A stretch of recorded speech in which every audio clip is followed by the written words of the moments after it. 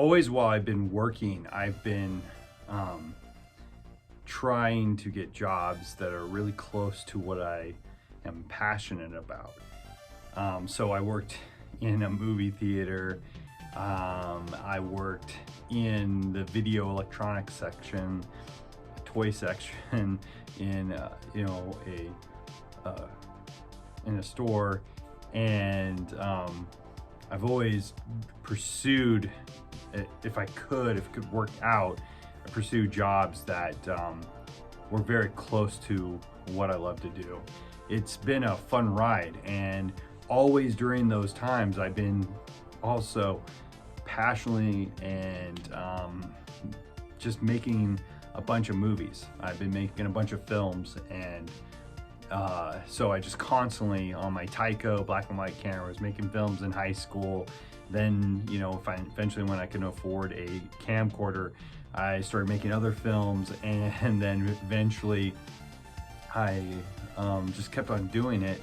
And then also when I moved up to Montana, just kept on making films, getting associated with people that were interested in making movies, and just kept on making whatever I could, and just sharing it and trying to put it out there. And the first step was getting on local television, on the Access television circuit, and that started getting me notoriety and got me a job. And then finally YouTube came around, and not really clear what that was, so I put on a film called Wisconsin Project X, put its trailer on there, and long story short, I get contacted by many distributors, and one of them being After Dark Films, Lion Gates Films, and then finally landing a deal with Midnight Releasing, or Brain Damage Films. And before I know it, I'm on the newspaper. My film's gonna be on pay-per-view. It's gonna be all over the world, worldwide release. And it was fun to look up and see it on Walmart and Target and Turner Classic Movies on their websites being sold, and on Verizon Fios. I remember my family calling me up and like, "Your movie's on Verizon Fios. It's on. We can see it." And I didn't even know what that was. And it was cool to see it when Blockbuster was doing streaming. It was on Blockbuster Video. So I kind of hit all these like mile markers, and then eventually also just more things just started happening. So it was really cool to see it like spread like that, and I was just blown away. And we were making this movie called Wisconsin Project X, and I didn't know, making this movie over a course of a few years with my friends and family, we were just shooting on a camcorder, a little Digital 8 camcorder, in my backyard, around my town, and around wherever we could film it. At Daniel's salon at the time. I shot a lot of it at MCAT, at the Access television station, and I shot a lot around Missoula and Stevensville area and Hamilton, and just all through the Bitterroot Valley and Missoula County. And it was really fun shooting that movie and getting to know people, and they were excited that you're making a movie.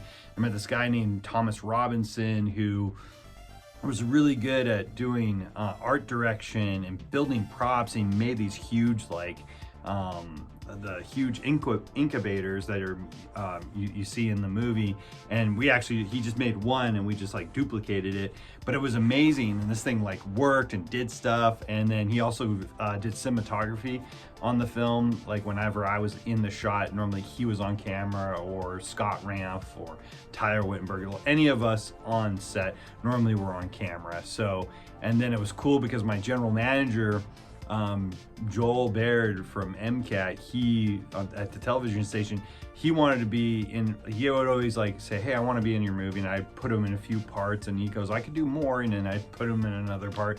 And then we got him this. I wrote this part, and I thought he'd be perfect for it, and so he plays the main villain, the villain who needs more time.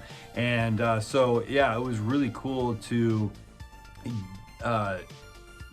just act with all these people, and everybody took their job seriously too, which was really cool. Like Thomas Robinson building sets, and he built this huge set.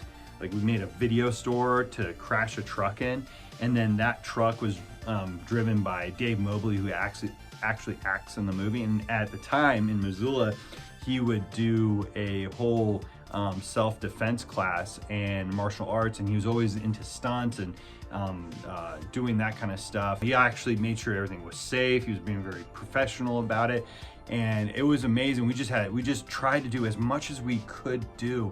The best part too about that video store too was people, once we got it all done and it was all lit up inside, and we actually put there's a fake window in there with like some kind of like plastic, transparent plastic, so it looks like a window.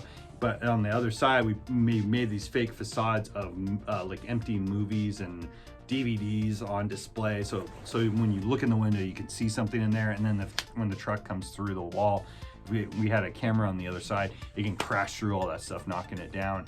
And so some people started coming down who, like, I guess never walked down that street before, because we're downtown Missoula, and a lot of people are like visiting. I think that was around the summertime. And so we have a lot of tourists and stuff like that. So a lot of them were actually stopping thinking like, oh, it's a video store, let's check this out. Thinking this is like hip and cool because, you know, it looked like a little like, you know, small hole in the wall of a video store. So some people were like walking up, and then they would go, oh, you're filming a movie. And that was really cool to see that, and then crashing that truck in it was pretty exciting. And we did a lot of little stuff, a lot of set pieces, and I've been messing around with CGI, and it was the first time I did CGI makeup. I did a lot of all the makeup effects. I did all these prosthetic makeups. So I did all those, the makeup. I did a lot of the prop building. If Thomas wasn't working on it, I would make certain things and do certain props, and he would work on some of the puppets we used.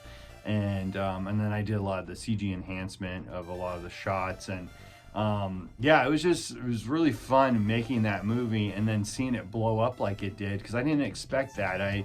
It was kind of like, it threw me off because I put it on YouTube, and then somebody says, hey, I want to contact you, and the rest unfolds, and there we are. I'm a worldwide release for the first time.